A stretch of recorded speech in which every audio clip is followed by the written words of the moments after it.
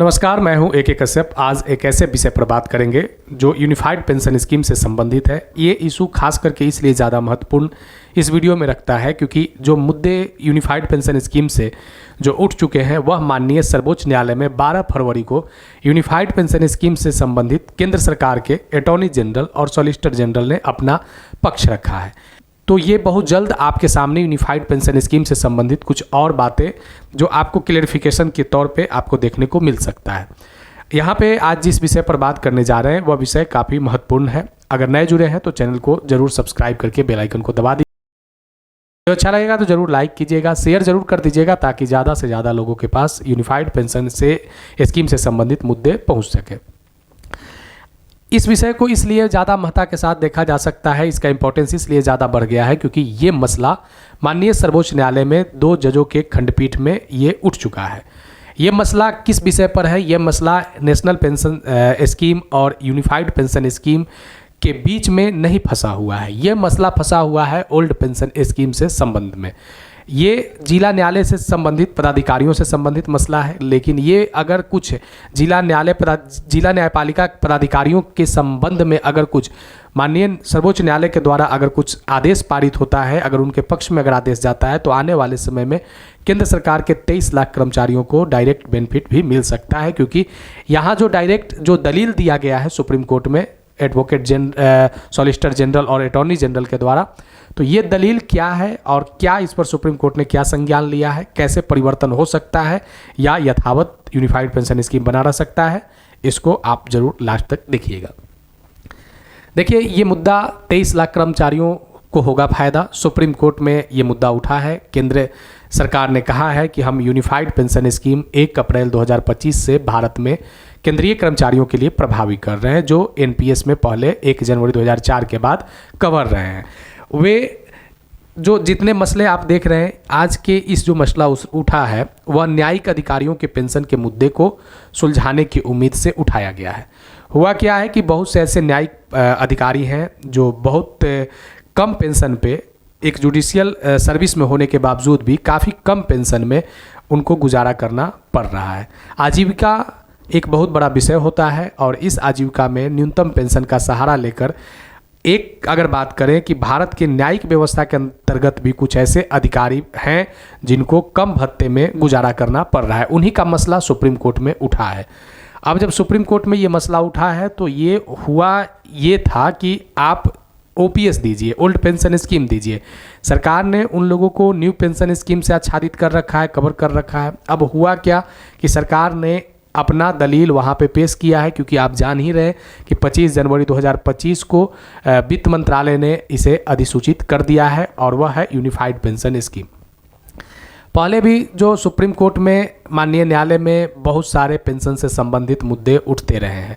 आप स्क्रीन पे देख रहे होंगे कि एक बार और ऐसा मुद्दा उठा था जो खास करके ये जो जज होते हैं, जो माननीय जज होते हैं, उन्हीं से संदर्भ में उठा था। एक एडहॉक जजों की जो बहाली कोर्ट में न्यायालय में होता है उनसे संबंधित मुद्दा उठा था।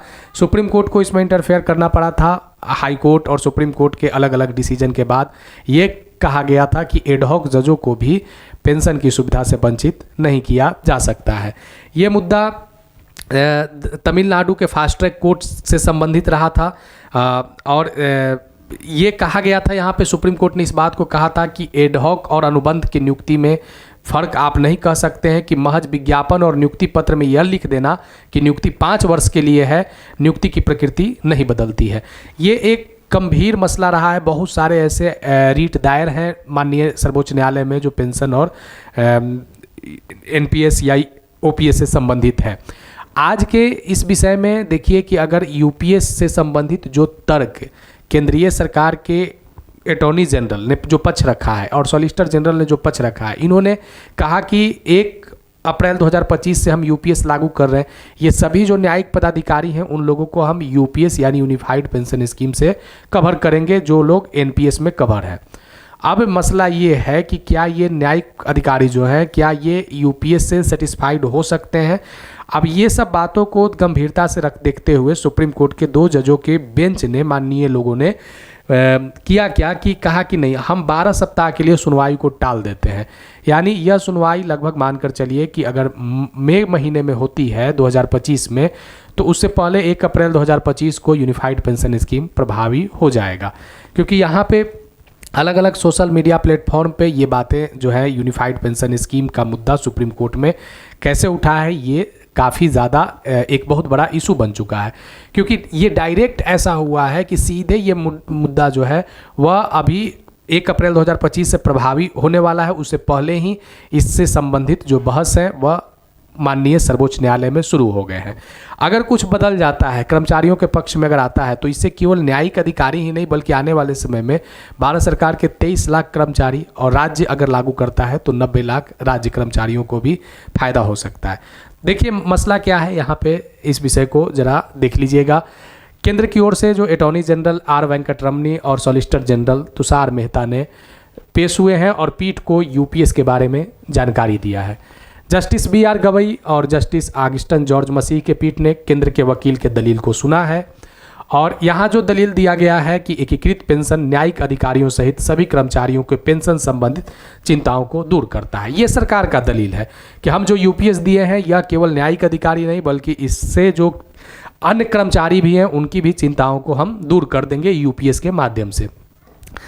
ऐसे में अदालत मामलों को कुछ समय के लिए स्थगित कर दिया है और यूपीएस से संबंधित मामलों की सुनवाई 12 सप्ताह के लिए टाल दिया गया है। अब देखिए कि जब 12 सप्ताह के लिए यूपीएस से संबंधित मुद्दे को जब टाल दिया गया है तो ये जो वेतन और भत्ता और पेंशन संबंधित जो न्यायिक अधिकारी होते हैं, तो इन लोगों ने जो एनपीएस से संबंधित जो इन लोगों को पेंशन मिल रहा था तो ये काफ़ी कम मात्रा में था, आजीविका चलाना मुश्किल हो रहा था। इतने न्यायिक अधिकारी जैसे पद से रिटायरमेंट के बाद इस तरीके का कंडीशन आना एक काफ़ी गंभीर विषय है।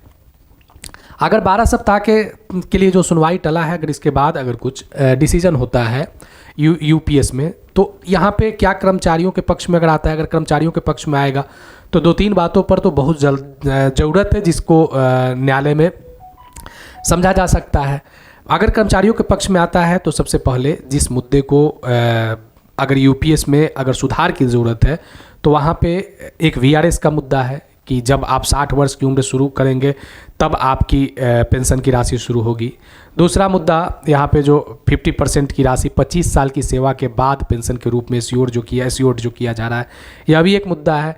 तीसरा मुद्दा है कि आप जो भी एनपीएस का कॉर्पस आप पूरा रख ले रहे हैं और एक लमसम अमाउंट जो दे रहे हैं विद ग्रेच्युइटी, यहाँ पे जो कर्मचारियों का 10% का अंश है वह ब्याज सहित जीपीएफ अकाउंट में क्यों न ट्रांसफ़र कर दिया जाए। बहुत सारे चीज़ अगर माननीय सर्वोच्च न्यायालय में ये अगर मामला चला गया है, रिट दायर है, तो खैर न्यायिक पदाधिकारियों के संदर्भ में ही है, लेकिन आने वाले समय में ये एक बेहतर डिसीजन का आप वहाँ से आशा कर सकते हैं कि जो कर्मचारियों के पक्ष में हो सकता है कि ये डिसीजन आए और 23 लाख केंद्रीय कर्मचारी और 90 लाख राज्य कर्मचारियों को बेनिफिट मिले। यूनिफाइड पेंशन स्कीम से संबंधित जो ये मुद्दे हैं ये काफ़ी इम्पॉर्टेंट मुद्दे हैं, क्योंकि यहाँ जो कर्मचारी हैं उनके लिए ये मुद्दा अब सुप्रीम कोर्ट तक पहुँच चुका है। अगर वीडियो अच्छा लगा है तो ज़रूर आप लाइक कीजिएगा, ज़रूर इसे शेयर कर दीजिएगा। कोई सुझाव होगा तो आप कमेंट में लिखिएगा। मिलेंगे आगे नेक्स्ट वीडियो नेक्स्ट टॉपिक में। धन्यवाद।